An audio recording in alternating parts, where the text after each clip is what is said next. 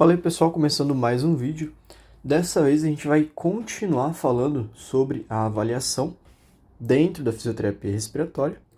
Então, dando continuidade, a gente vai começar falando sobre os diferentes ritmos respiratórios que a gente pode encontrar no nosso paciente durante essa avaliação. E aí depois a gente vai falar um pouco sobre a ausculta pulmonar, que também é uma etapa extremamente importante desse processo de avaliação, beleza? Então, dentro dos ritmos respiratórios, se a gente fosse considerar, vou fazer uns desenhos aqui, uns gráficos, mas isso aqui seria um ritmo normal. Então, tem uma ins e uma ex, uma ins e uma ex, uma ins e uma ex, uma ins e uma ex. E aí, dentro de 1 minuto, a gente viu que a gente vai ter ali, em média, de 12 a 20 incursões, né, ou respirações por minuto. Vou colocar como RPM, mas vocês podem ouvir também incursões por minuto, que é a quantidade de respirações, que a gente chama de frequência respiratória, certo?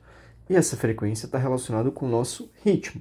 Então, quando a gente tem entre 12 a 20 respirações por minuto, a gente diz que o indivíduo está normopneico, ou a gente diz que é uma normopneia, certo? Vou escrever mais retinho aqui. Agora, a gente pode ter diferentes ritmos respiratórios. Então, por exemplo, né, suponhamos que isso aqui seja um volume corrente desse nosso paciente.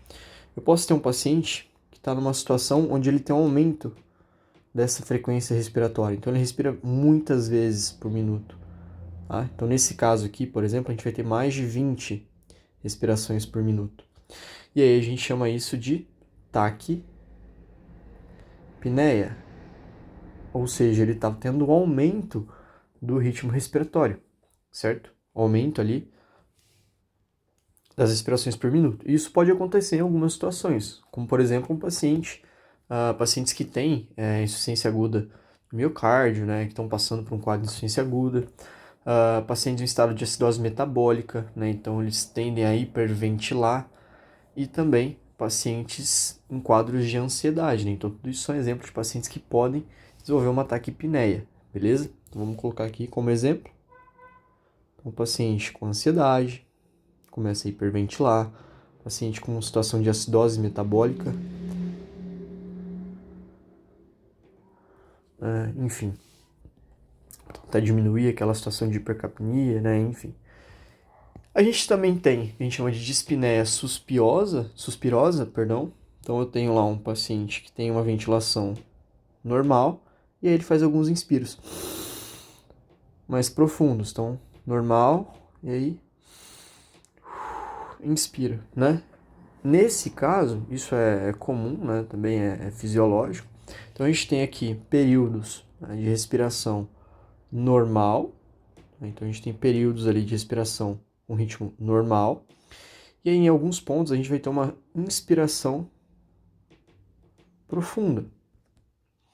Então esse é um padrão, um ritmo respiratório bem comum em pacientes que estão cansados, né, que estão mais fadigados em alguns casos, né? Ou, por exemplo, passando por situações de estresse, né? Quando você está estressado, você vai inspira fundo, né? Então você vai e aí continua normalmente, né? Situações de ansiedade, então vai fazer uma apresentação, algo nesse sentido, né? E começa a fazer algumas inspirações e tal. Então, nesse caso, a gente está falando, né, de uma dispneia suspirosa, beleza?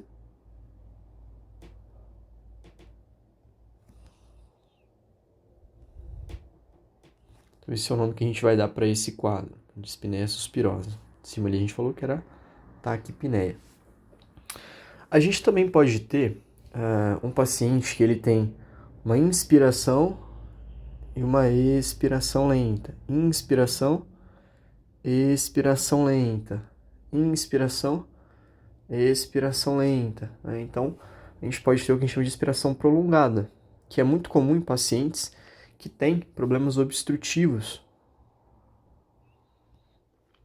E aí a gente tem uma técnica, né, que é do freno labial, no qual o paciente ele vai tentar expirar o ar. É uma técnica que a gente ensina para o paciente.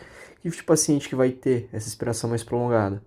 Por exemplo, pacientes com doença pulmonar obstrutiva crônica, né, DPOC.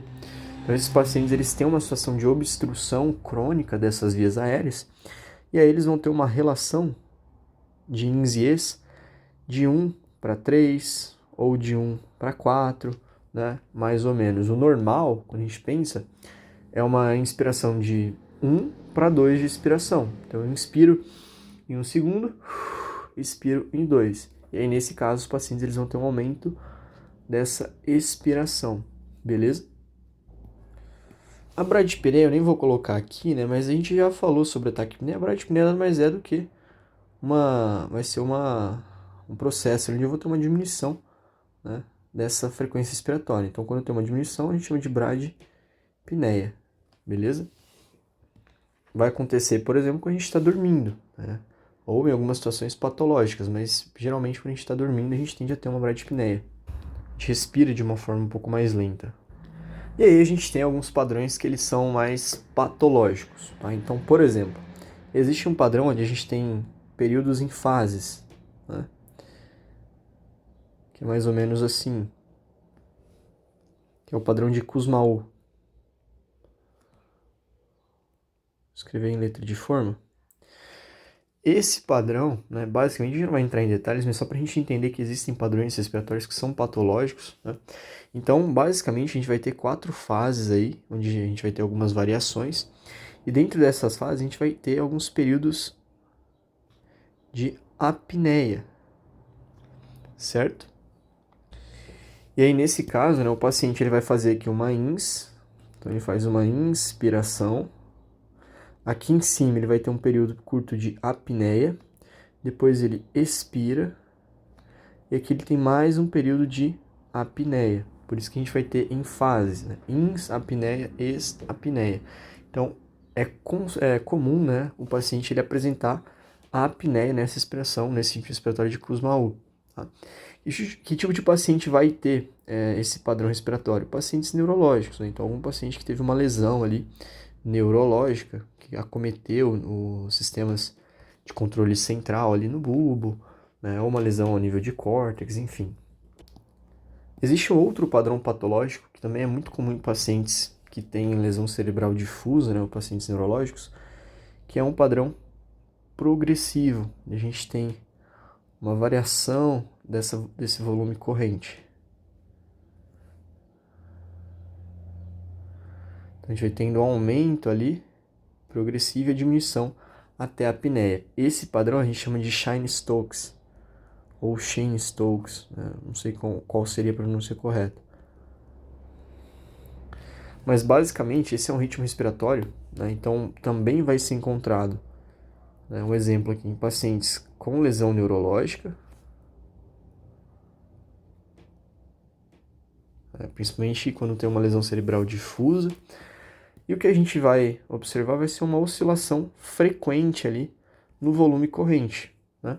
Então, de uma forma geral, o que a gente vê aqui? A gente tem um aumento progressivo, né? Então, como se fosse um degrauzinho, um aumento progressivo. Depois a gente tem uma diminuição também progressiva até a gente chegar na apneia, certo? Então, a gente tem aqui uma progressão, tanto em relação ao aumento, né? Depois diminui. E aí a gente vai ter períodos de apneia, beleza? Um outro padrão que também é patológico, deixa eu baixar aqui que tem um esqueminha que a gente vai ver em sequência. Tirei que aí a gente vai ver daqui a pouco. Um outro padrão patológico que a gente também vai encontrar, pode encontrar nesses pacientes, é um padrão onde ocorre uma oscilação do volume corrente. O paciente ele não chega a ter grandes períodos de apneia, mas ele vai ter uma oscilação, ou seja, ele tem um ritmo irregular. Esse que a gente chama de ritmo respiratório de Biot, ou de Biot.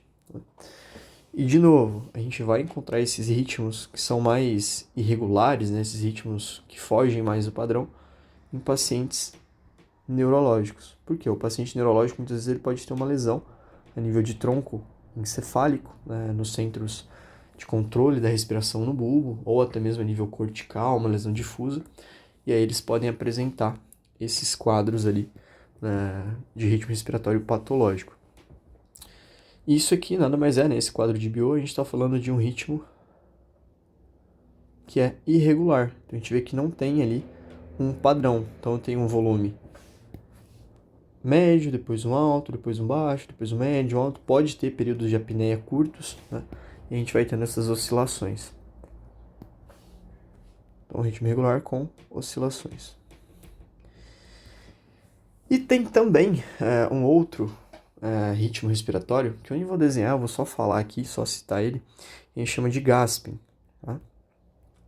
O gasping, ele é bem característico de pacientes que estão em uma fase terminal, né? Então, pacientes que estão em leito ali, em uma condição bem severa, e é o ritmo respiratório que a gente observa durante a fase terminal, né? Então, é a respiração que o paciente vai exibir na fase terminal aí de sua vida. E geralmente, né, a gente vai observar o quê? Que o paciente ele tem uma bradipneia, então uma respiração com ritmo bem lento. E quando ele vai respirar, a gente tem a abertura da boca e também a tiragem, né, que demonstra realmente um esforço respiratório bem grande. Então ele vai ter essa bradipneia com a abertura da boca quando ele vai fazer essa respiração. E aí tem até um som, né, ele costuma fazer um barulho. E a gente vai observar a tiragem. E aí pode ser a tiragem intercostal, supraclavicular, né, enfim, diferentes tipos aí de tiragem, beleza? Então, de uma forma geral, esses são os principais ritmos respiratórios que a gente vai avaliar no nosso paciente, beleza? Continuando aqui, a gente tem esses dois esqueminhas, porque a gente vai falar agora de uma etapa que é extremamente importante da avaliação, né, que faz parte, inclusive, do diagnóstico clínico de várias patologias, que é a ausculta pulmonar.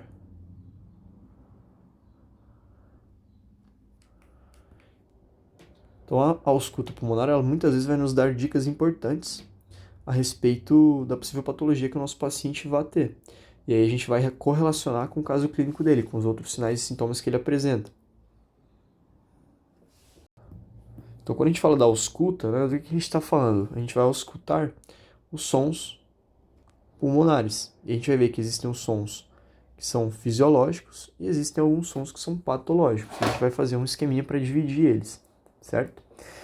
Esses sons, de uma forma geral, eles são mais evidentes na parte posterior, na região posterior. Por quê? A maior parte do pulmão fica na parte posterior, né? Então, o que a gente tem mais anteriorizado? O coração. Na parte posterior, a gente vai ter uma área maior do pulmão. Então, a gente tem aqui esses esqueminhas. Então, a gente tem um esqueminha anterior, aqui primeiro. E aqui a gente tem um esqueminha do lado posterior. Eu fiz esse esqueminha para a gente ver os principais local, né, que a gente vai, os principais locais que a gente vai auscultar. Então, começando pela região anterior, né? E só lembrando, né, o que a gente vai fazer na ausculta. Então, imagina que aqui dentro eu tenho o meu pulmão, certo? Ficou meio feio esse pulmão. Mas, basicamente, a gente tem o pulmão, que está dentro da caixa torácica. E aí a gente vai auscultar o pulmão, as diferentes partes do pulmão. Então, eu tenho a parte do ápice, certo? Eu tenho o terço médio, eu tenho a base pulmonar. Então, esses vão ser os pontos em que a gente vai fazer essa ausculta, para identificar se existe alguma alteração, seja em ápice, seja em terço médio, seja na base, ou em diferentes locais. E aí, o que é importante, né? Em cada um desses pontos, a gente vai fazer de 2 a 3 aferições. Tá? Então, de 2 a 3 aferições em cada ponto. Então, por exemplo, aqui na região anterior, né? Vamos falar sobre os pontos que a gente faz. Então, a gente tem a região da clavícula, né? Então a gente faz ali essa ausculta na região clavicular.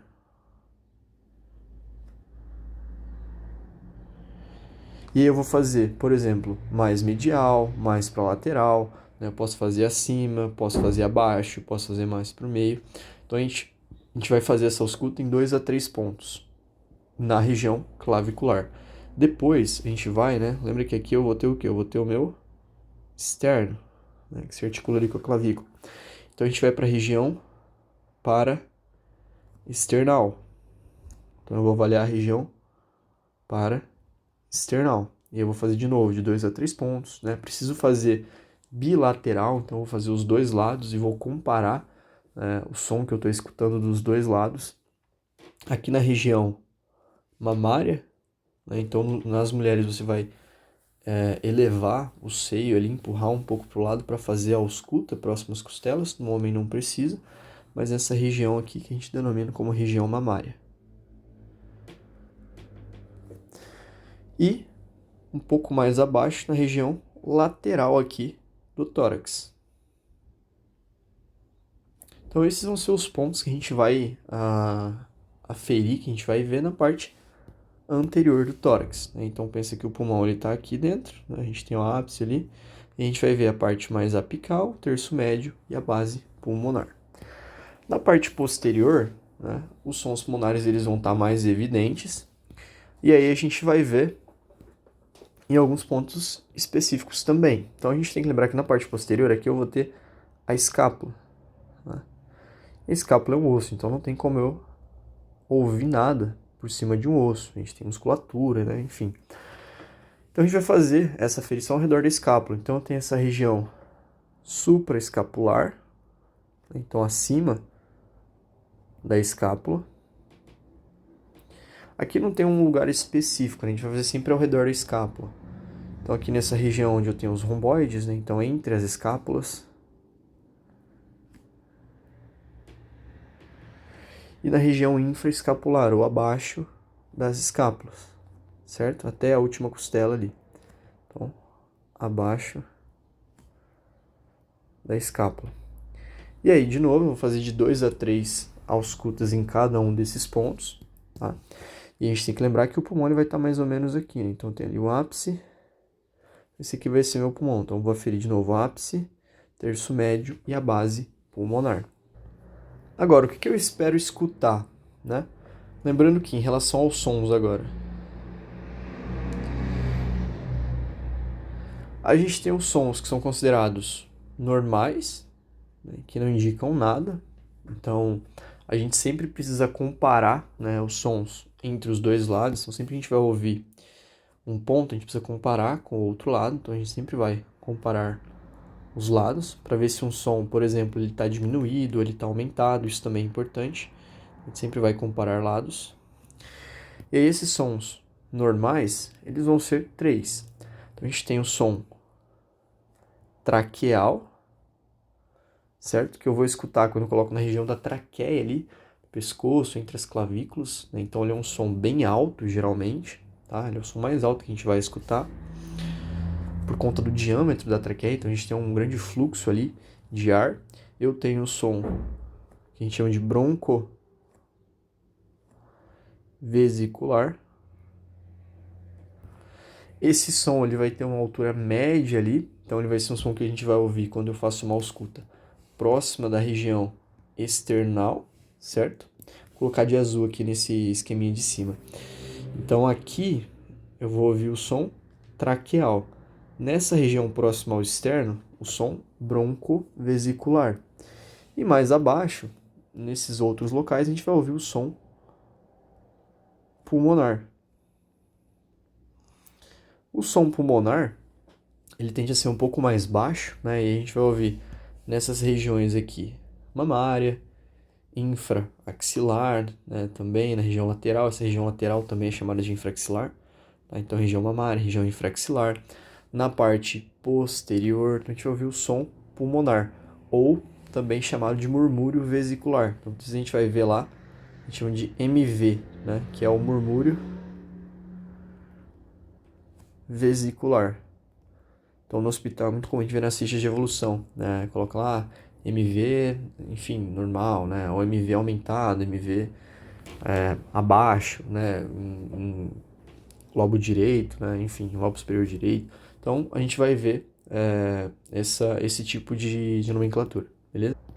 Então quando a gente fala desses sons pulmonares, né? Que são os normais, a gente vai classificar esses sons. Então em relação ao normal, né? Ou ele pode estar aumentado. E eu vou comparar os lados, preciso comparar os dois lados para eu saber. Pode estar diminuído. Em condições, né, como por exemplo, quando o paciente tem uma parada cardiorrespiratória, tá? A gente está falando de uma condição patológica, a gente pode ter esse som ausente. Mas isso aqui sempre vai estar patológico, né? Sempre vai ser uma situação patológica. Ele pode estar ausente ou abolido também, né? Mas lembra que isso aqui vai ser patológico. Quando que eu vou ver isso? Uma parada cardiorrespiratória. Então, uma PCR ali, por exemplo, beleza? E aí, na hora, a gente já vai socorrer o paciente. Agora, continuando, a gente vai falar sobre os sons que são patológicos, ou sons anormais. E aí eu vou fazer uma tabelinha aqui pra gente entender, fazer um mapa mental, né? Esses sons anormais, eles têm um nome também, uma forma que a gente chamar, que são os ruídos adventícios. Então a gente tem os ruídos adventícios, beleza? E aí a gente vai classificar esses ruídos adventícios. Então vamos lá. Basicamente, né? Então esses ruídos adventícios, eles vão dizer pra gente, uma vez que a gente escuta eles, que tem alguma coisa alterada, que tem algum tipo de disfunção, alguma patologia influenciando nesse pulmão. E aí a gente pode ter dois tipos de ruídos adventícios. A gente pode ter os sons que são descontínuos,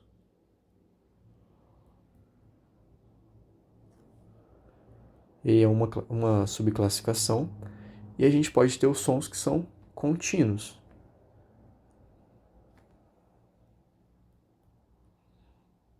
A gente vai falar sobre cada um. Dentro desses sons que são descontínuos, começando por eles, a gente vai ter os estertores crepitantes, né?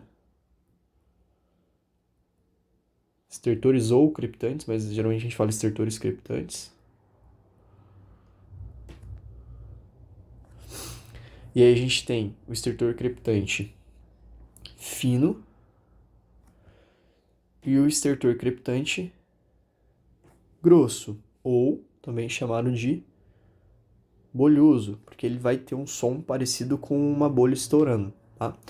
Então esses estertores crepitantes finos, eles vão ser sons, né, como o próprio nome diz, mais finos, então são ruídos finos que a gente escuta, e geralmente a gente vai ouvir esses estertores crepitantes finos no final da inspiração, beleza? A gente ouve eles no final da inspiração. Então é um barulho parecido com aquele do cabelo, quando você mexe o cabelo ali, né? Você meio que raspa o cabelo ali um no outro e tal. Então a gente vai ter um som parecido com isso, que é um ruído fino que a gente ouve no final da inspiração. E o que que ele vai indicar? Quando a gente ouve ele no final da inspiração, significa que a gente está vendo ou um acúmulo de líquido naquela região alvéolo capilar, ou ele vai indicar um colabamento, um fechamento dos alvéolos, como por exemplo no caso de uma atelectasia, né? Então ele vai indicar, né, que está existindo na fase de expiração, na fase de ins, né, no caso, um colabamento dos alvéolos. Então a gente ouve o alvéolo abrindo e como se fosse fechando, né? Então na ins ele vai dar uma abridinha e aí depois quando a gente expira ele fecha. Então a gente vai ouvir um colabamento, né? Ele indica, né? Uma vez que a gente ouve esses ruídos finos no final da ins, vai indicar um colabamento alveolar, beleza? Ou pode indicar também um acúmulo de líquido ali na região alvéolo capilar. Esse outro estertor crepitante grosso ou bolhoso, a gente vai ouvir ele geralmente no início da ins. Então, quando você começa a inspirar, o paciente começa a inspirar, você já ouve esse creptor bolhoso, tá? Ele é como se fosse o som de uma bolha estourando. Então, é o som da bolha estourando. E geralmente, né, na verdade quase sempre, ele vai estar relacionado com a presença de secreção. Então, quando o ar passa por essa secreção, ele vai fazer como se fosse um volume, um barulho de bolha mesmo. Quando você coloca a água para ferver, para fazer café e começa a borbulhar, tá? Então, ele vai indicar o quê? Ele indica que a gente tem presença de secreção, né, nas vias aéreas inferiores.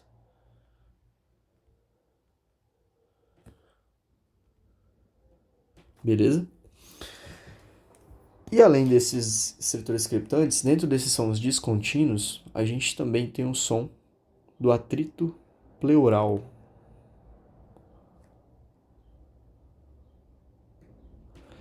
Esse som do atrito pleural, ele é um som que ele vai ocorrer tanto na ins quanto na expiração. Então ele vai ocorrer em dois momentos. Ele ocorre na inspiração e na expiração.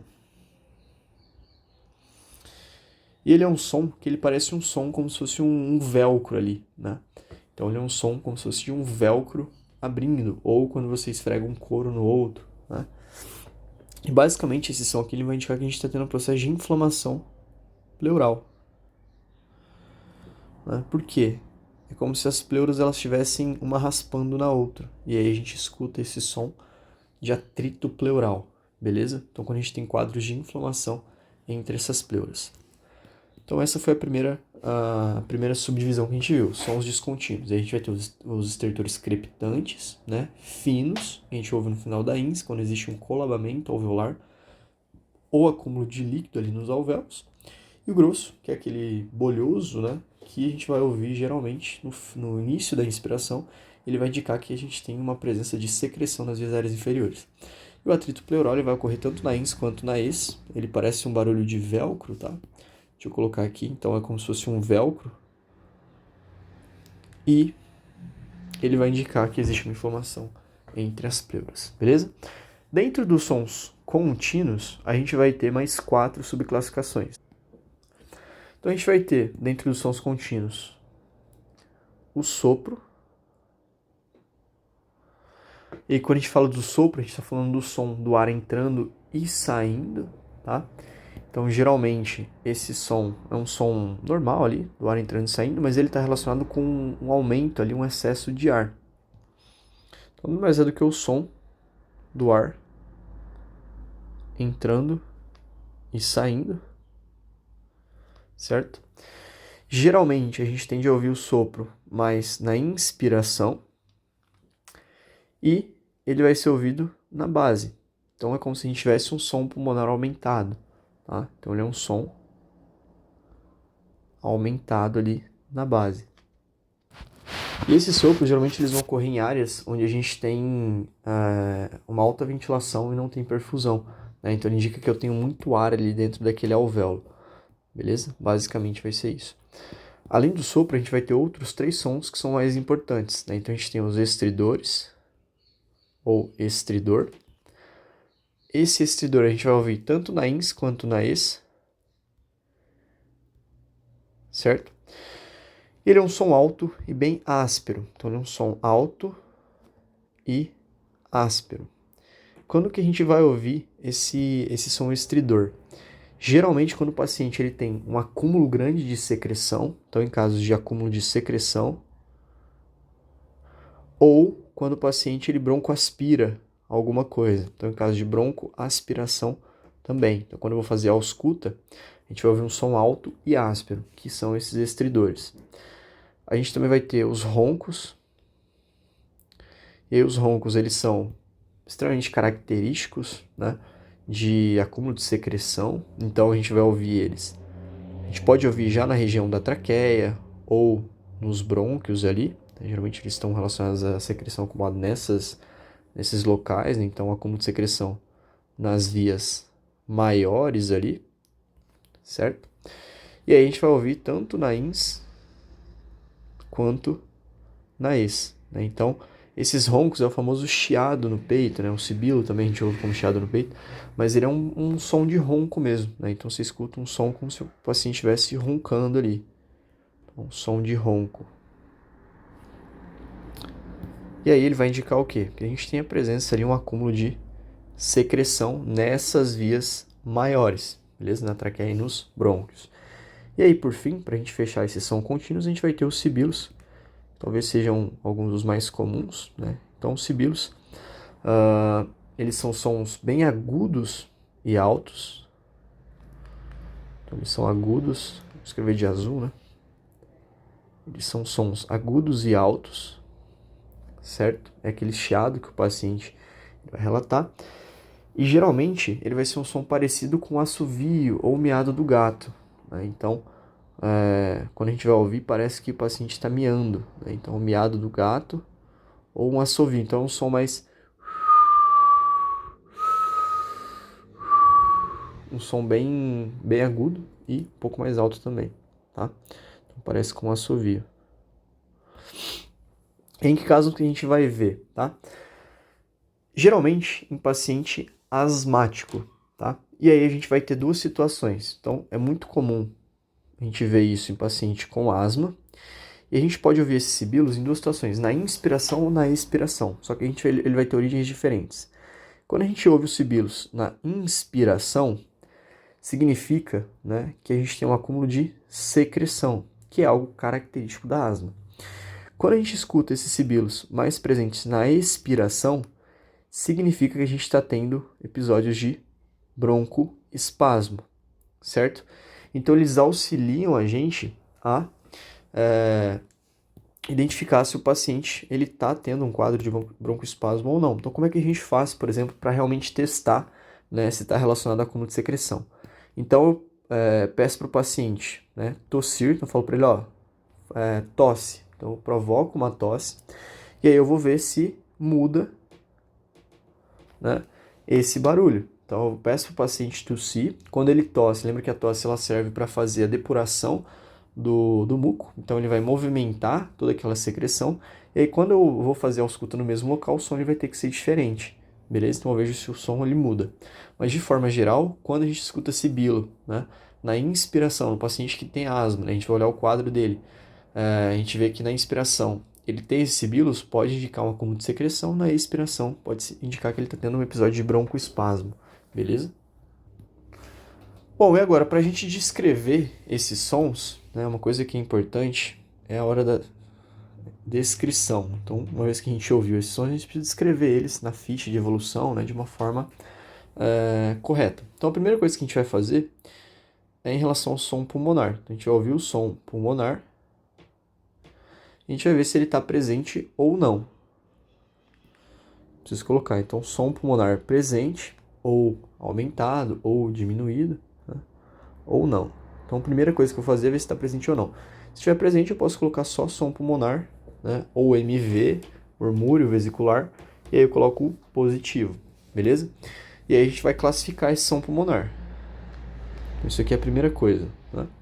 E aí eu vou colocar se ele está, por exemplo, normal, se ele está aumentado, lembra que eu preciso comparar os dois lados para ver se um lado está aumentado ou não, ou diminuído, ou ausente, né? Mas aí a gente viu que é só em caso patológico. Depois a gente vai falar a região, quais regiões que a gente tem no pulmão. Então a gente tem a região de ápice, a região de terço médio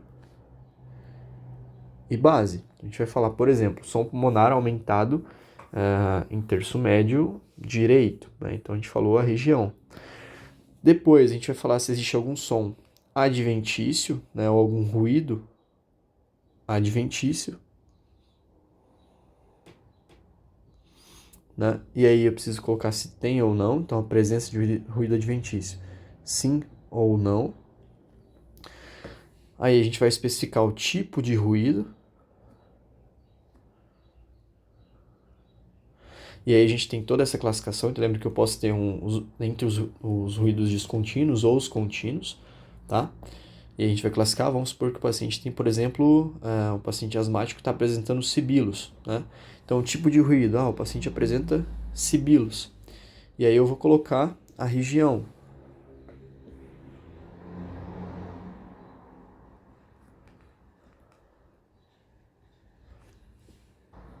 E aí essa região, quando eu falo, pode ser uma região específica, e aí eu vou colocar. Então, se for, por exemplo, o paciente apresenta sibilos no lobo, enfim, no ápice direito, né? Pulmonar, ápice direito. Ou, vamos supor que ele tem no ápice direito, mas ele também tem no terço médio e na base esquerda. Nesse caso, eu posso colocar que o paciente apresenta sibilos esparsos. Então, pode ser específico, em um local só, ou esparso, quando é em mais de um local. Beleza?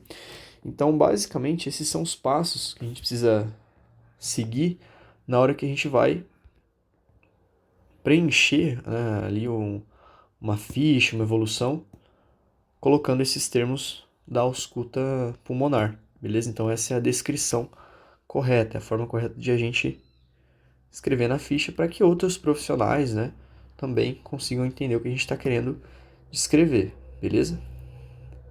Então essa aqui é a descrição desses termos.